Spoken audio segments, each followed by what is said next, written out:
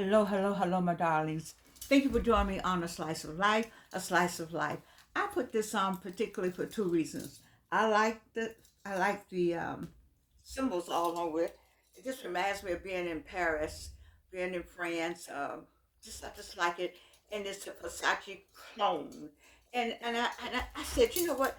I remember when Versace first came out with this pattern. Just to have something like this, a scarf or anything, we just wouldn't purchase it and bought it just because we liked the style and it just meant something to have it. And then I ran across this woman, never buy these five things. Never buy these five things. And I think that this is a clone. Something about it makes me feel like it's a clone, but it may not be. Her name is Rabbi Naomi. She is she's Jewish. I find something everywhere. And she says never buy these five things because they block wealth. Well, she named most of what's in my closet. All right, number one, status symbols to impress strangers. We all have bought status symbols. We have purchased some of everything, a Louis Vuitton, a Gucci, what is it, Michael Kors, just name it. We all have purchased it. Now, who purchased it? Was it a black community or just African Americans or just people around the world, though, purchase these same things, but it's been targeted that we did the most. When I was in Paris, I went to the Louis Vuitton Museum because I could and because I had met a passenger who was the manager of that Louis Vuitton on the Champs-Elysees back in the day. And her husband worked in government. And so it was they were a wonderful couple. And it said, when you all come to the museum. I went to the museum. People were buying it. It was not African Americans that was buying it. It was the people in France and from all over the world. Louis Vuitton made that statement in such a way that people wanted to buy it. We only found out later that all the bags cost no more than $12, $11, $10, $8, $7, $25. That's the most they paid for it, and that all this was done in China. They raised the prices and they made it like De Beers said that the diamonds that Africans walked over, they made them go and mine them, and they used to walk over them in the sand. You see, so who puts the value on something? Once the value has been established, then that is the value, and we suck it up. Because of this very statement: status symbols to impress strangers. That's true. It says instead of buying luxury items to project an image of wealth, Jewish families prioritize invisible wealth that provides security for future generations. So they believe in wealth. The Bible says leave money for your child, and your next child. It's called generational wealth. We don't do a lot of generational wealth because, for one thing, we're just getting to the point where we even have wealth. I understand that. So I would imagine 3 generations from now, we should have generational wealth going on, having established it in the 21st century. Wasn't a whole lot in the 20th century, but a lot of it in the 21st century. And so status symbols to impress strangers. I'm guilty. And not to impress strangers, I just liked it. I thought, I think we all can say we bought something and we want to wear it somewhere just to feel good about it. Just those few minutes. I don't remember growing up with any brand name. Maybe, I don't know, maybe you had a Buster Brown shoe. I don't know. When I was a kid, though, there was something called Butte Knit. And I wanted some Butte Knit sweaters. So I went to work. Got me a little job. Because my mother would buy one. She wouldn't, didn't, I wanted all colors. I wanted all of them in every color. And so, I went to work. I was going to go to work anyway, but I went to work to get me some Butte Knit sweaters and whatever else I wanted to buy. All right, so where does all that come from? And this is why it said these things block wealth. Did you think about all the money spent for the Louis Vuitton, for this Louis Vuitton, to get on sale? Now, a lot of my things I have gotten from formerly owned. My fur coats are all formerly owned, and so I feel good about my mink because you paid $35,000 for yours, and I didn't pay that much for mine. You paid 55,000 for yours, and I didn't pay that much for mine. Plus, I got mine on layaway. I mean, I'm just saying. So, but I guess I still wanted it. I still wanted it. I still wanted it. And why did I want that? I just wanted it. My mom had one, and I just thought it was beautiful. Her coat, whenever she put her coat on, I was thinking about, oh, how beautiful that is. So I'm gonna get me one day, because you weren't wearing Georgia stuff. I have it now. May God rest her soul. I think I have it, or my sister has it. I don't know, where somewhere around here. But anyway, the next thing that said depreciating assets disguised as investments. Ooh, you know where I'm going with this. Depreciating assets disguised as investments. The focus is on investing in assets that generate value, like land or businesses, rather than items that lose value quickly, such as a new car or electronics. That's the absolute truth. It's the absolute truth. It's two things I'm panning over. I'm panning over the loss of land, and I'm panning over the loss of a car. Both of them. And I'm saying that to say that I had enough sense to get one, and I followed the American way to get that other thing. Because this whole American thing, like if you're in America, you have a new car, a new house, all the latest clothes. You can go eat ice cream. You can live in a great neighborhood. We got this all American dream thing, and you still can have the American dream, but she's saying you can have it with more money. And so I'm not talking to my age group. You've already spent your money. You got all this in 5 different layers of it in your house. I'm not talking about to anybody 60 and older, because you got all this. I'm talking to the 45-year-olds who are making their way to where they got a lot of it too. I'm saying stop and buy some. I have been into real estate early. I just didn't have enough help on how to get it or how to keep it or what to do with it. But I knew that was the only way to have money in America, is to own land. I own land, work in real estate. Early, I started talking about it. And I'm saying it to you. As soon as you can go find a piece of land somewhere, please go buy. Go buy one little sliver of land. Then go get another little sliver of land. But build wealth. Take that same $1,700. Is that what it costs for a Louis? Something came out, some kind of bag, carry-all. You could put a lot of stuff in it. Take that same $1,700 3 times and go get your piece of land somewhere and build wealth. Then it says recurring obligations without recurring income. Now, she stepped all over my toes on this one. All over my toes. Recurring obligations without recurring income. You know what she says? Before taking on new expenses, Jewish financial philosophy dictates establishing an income source to cover them, preventing financial drain. So if you say, I want to watch Netflix, then how much money coming in to cover that Netflix? What did you go set up to cover that Netflix bill?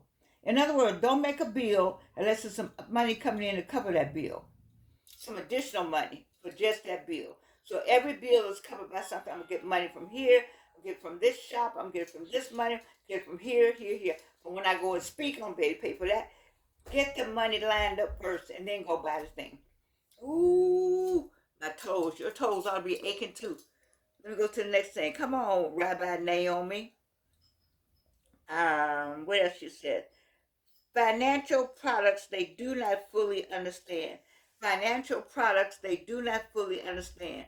The video advises against investing in complex or speculative ventures that are not clearly understood, like the Bitcoin, emphasizing simplicity and clarity in financial decisions. Do they still have saving bonds? When I came along, they had bonds. They don't even have those anymore. Are they worth anything?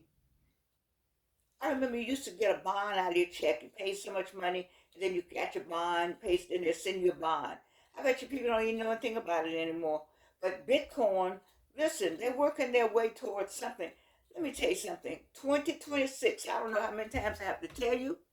This is the year, the only year for the only year before 2027. 2026 is the year that you need to make decisions by A, B, or C. This is the year to figure out which way you're going. This is the year to establish, shop, buy, ascertain, whatever verb you would like to use. This is the year. This is the last of the years of all that. Not, uh, well, I shouldn't say it like that. What am I saying? I'm saying that I'm saying that there's more to come, and to take somebody else's words, maybe not necessarily his, but I'm gonna have to say it this way: get ready, get ready, get ready. I don't know who used to say that. Get ready, get ready, get ready. Get ready, get ready, get ready. So if you're working on a project, get busy, get that project going, whatever it is. I'm talking to the youngins now. I'm talking to the 35, 45, and 55. Listen to me now. Get ready. Don't, you say, well, I'm flying high right now. Okay, then put some of that money. I'm flying here. I'm buying this. I'm buying me 20 eyelashes. Just buy one. I'm buying me 15 rings. Just buy one. Put that money somewhere. Put that money somewhere. Get ready, get ready, get ready. If you see what if you all that money is sitting somewhere, you can't get it, then what? Well, then they said we're not using this anymore. We're not doing this anymore.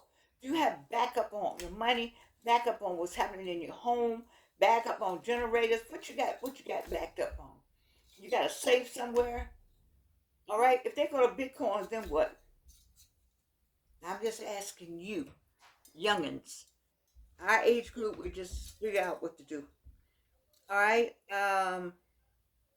Their way out of problems that require personal growth. So what she said, money cannot solve money cannot solve internal issues like unhappiness or lack of purpose. Attempting to buy solutions to these problems only creates deeper dependency. So, you know, sometimes, let me see, did I get what I wanted? Hold on. Yeah, sometimes I'm guilty of this. I'm guilty of this. Sometimes you get the feeling badly and you just go buy something. Let me just go over to the mall, get something. And then you get the little something and you feel good about 5 minutes and you got to come back home to whatever that was that you had to face. Don't spend your money that way. Don't do that. Just hold on to your money and work out something. Get you somebody to speak with. Um, Find a professional person that you can speak with. Think about facing whatever it is. Just face it, write it down. Write some things down. I still believe in getting a journal and writing things down and then looking at it later and saying, wow, I need to work on this. I need to find a psychologist or a therapist to help me with this. I didn't know all this was still going on in my head. I see when I look back on it, why I'm acting this way, why I'm acting out things this way. Just stop and think about where you're going with all this, because as she talked about these 5 things that blocks wealth, one of the things I don't see in here on this particular page, I mean, I have the right page right now as I look at it, but one of the things she talked about was tithing, that they believe in giving before they spend any money. Talking about the Jewish community, they give 10% to some charity. We give our 10% in church, but 10%, give that first. And they say, she said in the commentary when I was listening to her, that there are people who say, wait a minute, I can't do that. I'm barely making it. But I know as a tither, I do know, I've been a tither a very long time. And I do know that there's something about giving that 10% back. Then you live on the 90% that you do all right. And it's been difficult sometimes. I had to go to my preacher daughter. You need a preacher somewhere. I had to go to my preacher daughter to say, now, look here, daughter. Now, my money kind of funny. And she'll listen to me. It's as sweet as she can be. I said, well, this is what you're supposed to do with that amount of money. And, and I don't like the answer sometimes. I'm like, if she lost her crazy mind, she see what I got to do. And then I said, but she's right. And I'll go ahead and do it. And you know what? And it always works out. I know better, but sometimes I fall short. I know you all are perfect, You don't fall short, but I'm gonna go and admit I fall short sometimes, and it hurts sometimes to send that money when you know. But I know to do it because I've been doing it for years now. I know better, but sometimes my humanness gets in the way, and especially if it's not all I thought was supposed to be coming, and then I'm expecting to do this, but that 90% works out every time. And this is what I suppose this is a person, Rabbi Naomi. I have to ask my daughter. I didn't know they had female rabbis. That's I guess they do have female rabbis, but I just thought maybe in this case, anyway. Let me just talk about it. Once again, let me just what she's saying is status symbols to impress strangers. Stop it. No more status symbols. Uh, Depreciating assets like that Jaguar I had. That broke down. Reoccurring obligations without reoccurring income. Baby, I don't even know what it's so much coming. They said like those boxes, like I get the Delta box. She said, "Why you get?" If I were to talk to her, she would say, "Why you get the Delta box? How much Delta paraphernalia do you need?" I'm really thinking about stopping it, but every time they have something good, sometimes, or just something I just like. I don't know. It's something wrong there. I'm not going on and admit my part about the Delta box. That's Delta Sigma Theta Sorority Incorporated. I know the AKAs have one. I don't know I suppose all the Divine Four may have one. I don't know if the men have one, if they have a box, but I know the Divine Four has them. Um, Sigma Gamma Rho and the Zetas, they all got some kind of box that come with some little something in it, that you like, and it's all Delta. And this one was, so why are you doing that? The same money you paying, if you put that in the savings, just think how much money you have. If you stop and think about how much we paying a month, if you would have asked me to say that much, I'd be, I don't have that kind of money, but I'm giving it away every month. Think about it. That's what she's saying. And then tithing is one of the things. I just don't see it in what I pulled up right here, because I didn't pull it up right.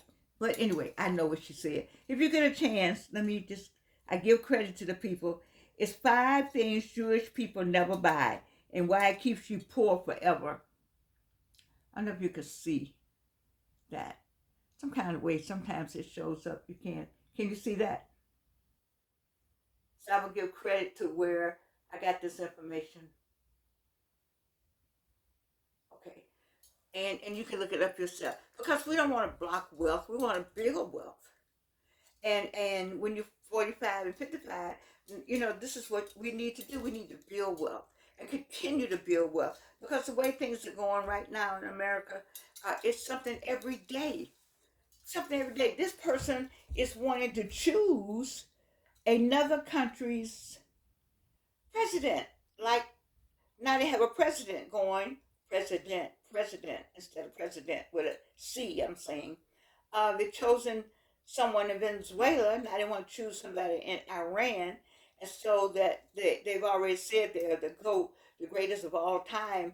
And so I don't understand how we got to this point. And I don't understand the people who can look in the mirror and say it's okay when President Obama could not change the color of his suit without you talking about him like a dog, and then you allow a sitting president to call a former sitting president a monkey, and to degrade his wife by calling her a monkey when his wife was all over magazines and nobody said a word about any of it. I do not understand how you could just sit back and say that's okay. It's okay for him, but it's not okay for the rest of us. And the rest of us basically know to just SMH, just let it go, let it go, let it go. Because at some point, it's gonna, we all don't live forever and something has to change, and nothing is more constant than change. And one of the things I've said to the people who watch the show is, although I get aggravated with that, we got stuff to do in our own houses. We got life in this house right here. We have family in this place right here. We have to make our way in this spot right here. Because those people up there are not worried about me. So why am I down here worried about them?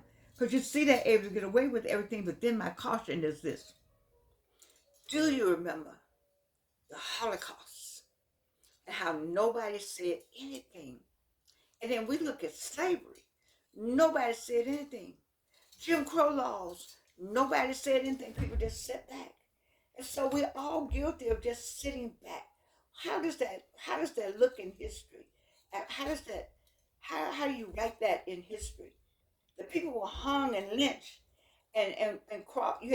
People said, "Oh, when you cross the Mason-Dixon line, this is what happened." I crossed the Mason-Dixon line to come to school, not knowing I had crossed a Mason-Dixon line until I got to Spelman in 1960.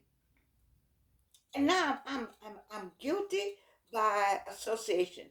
I'm guilty by I'm gonna say association because we all are just sitting back. Yes, African Americans are sitting back and said you didn't vote for the black lady, so we're going on with our lives. But while going on with our lives, what are we doing for other people's lives that are suffering? And we all, or are we waiting for the suffering to touch us? Because it's wanting to. Which is why I'm saying we have to stay on our path. Because I don't want it to. I don't want it to touch us. I want us to still be able to get through this. And so to be able to do that, we have to stay on our journey. And we have to listen to the Lord, what he told us to do, and get those things done.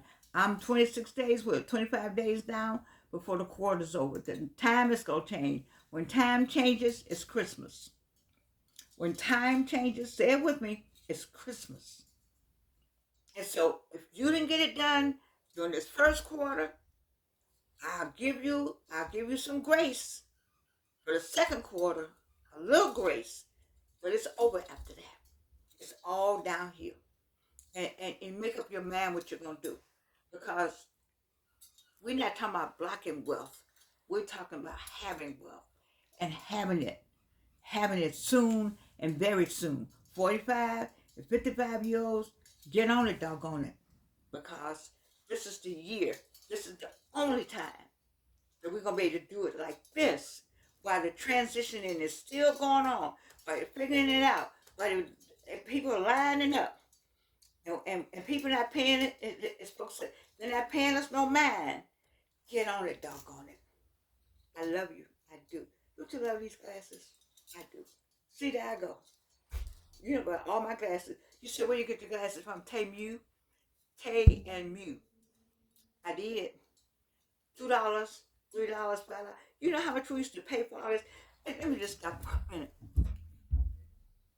I have just been stunned by the money that we have spent on things that you can just buy in China. I need to know, where is St. John knit? Are they making that in China too? I'm just outdone. I really am. With the tennis shoes. Did you see on was it TikTok? They showed how they took they showed you how to make the shoe. $12 for an Air Jordan for $200 or $300. $12 to make the shoe. Oh, have mercy.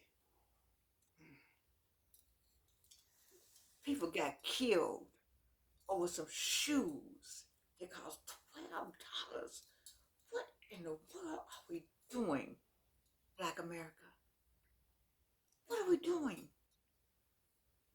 What are we saying about ourselves? Build wealth. I love you, and you can't do anything